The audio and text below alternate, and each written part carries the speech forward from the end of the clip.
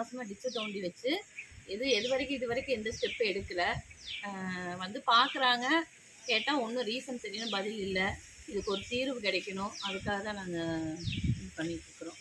உங்களுக்கு என்னென்ன பிரச்சனை வருதுங்க சார்? டிஃபெக்ட் என்னன்னா டிஃபெக்ட்ஸ்லாம் வராங்க, அதில் ஸ்லிப் ஆகிறதுக்கு சான்ஸ் இருக்குங்க. அப்புறம் ட்ரைனேஜ் வாட்டர் வந்து அந்த அவங்க தோண்டி வச்ச இதுலேயே போயிட்டுருக்குங்க சார். அதனால் ஸ்மெல் வருது. இதனால் டிசீஸ் ஃபார்ம் ஆகும், டெங்கு இதெல்லாம் வரும். எதுவுமே இந்த இதில் வந்து பஞ்சாயத்தில் கவனிக்க மாட்டேங்கிறாங்க சார். அது என்னன்றது பார்க்கணுங்க. இது சம்மந்தமாக நீங்கள் பஞ்சாயத்துக்கு தகவல் தெரியும்? எல்லா தகவல் கொடுத்துட்டோங்க சார். நாங்கள் கவுன்சிலரும் போய் பார்த்தோம் சார். அவங்க இந்த டேட்குள்ளே இன்னும் 1 மந்தில் 15 டேஸில் 20 டேஸில் முடிச்சு தரோம் அப்படின்னு சொல்லிட்டு இருக்காங்களே தவிர எந்த ஸ்டெப்பும் எடுக்கிறது இல்லைங்க சார். வராங்க, ட்ரெயின் வந்ததுன்னா 1 hour 2 hours இருக்காங்க சார். எடுத்து விட்டுட்டு அவங்க பாட்டுக்கு போயிடுறாங்க. இது எவ்வளோ நாளாக அந்த பிரச்சனையை சந்திச்சிருக்கீங்க? பாஸ்ட் 3 months தாங்க சார்.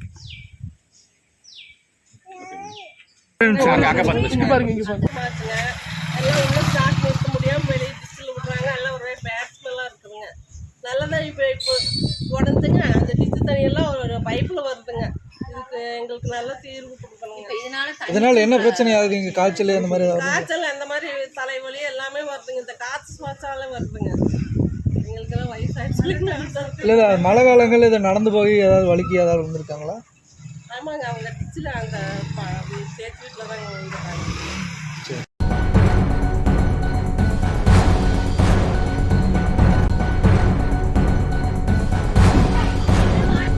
தொழில் பண்ண முடியலை. நான் இங்கே டெய்லரிங் செஞ்சுக்கிட்டு இருக்கிறோம்.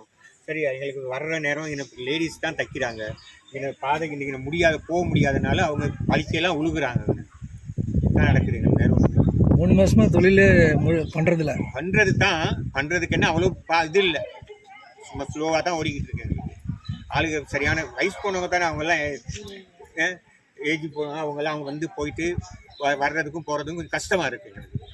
நீங்கள் தினமும் வீட்டுக்குள்ளே எப்படி போயிட்டு வந்துக்கிறீங்க? வீட்டுக்குள்ளே இந்த பார்த்தீங்க தானே, இங்கே நீங்களே பார்த்துக்கிட்டு இருக்கிறீங்க. நாங்கள் இழுத்து போட்டுருவோம், அப்புறம் அங்கே நடந்து போகிறது, அப்புறம் வாரது, இப்படியே செஞ்சுக்கிட்டு இருக்கோம். நைட்டில் என்ன பண்ணுறீங்க? நைட்டில் இதை இழுத்து போட்டு கேட்டை மூடுவோம். அப்புறம் காலையில் எந்திரிச்சு அதை தூக்கி வைப்போம். அதுக்கு பிறகு கேட்டை மூடுவோம். மழை காலத்துலங்க? மழை காலத்துலேயும் அதே தான், வெயில் காலத்துலேயும் அதே தான். இதனால் யாராவது கீழே விழுந்து காயமாயிருக்குங்களா? இல்லை, கீழே விழுந்துருக்குறாங்க. நான் யோகேஸ்வரி பேசுகிறேன்.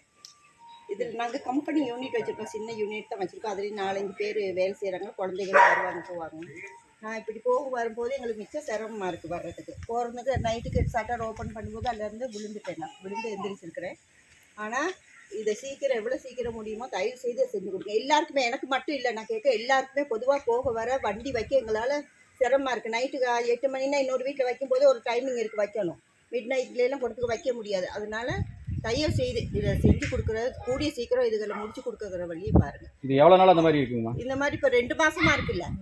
போய் ஒரு ஞாயிற்றுக்கிழமை தோணுனாங்க, அதோடு போயிட்டாங்க. வந்து உட்காந்துருக்குறாங்க.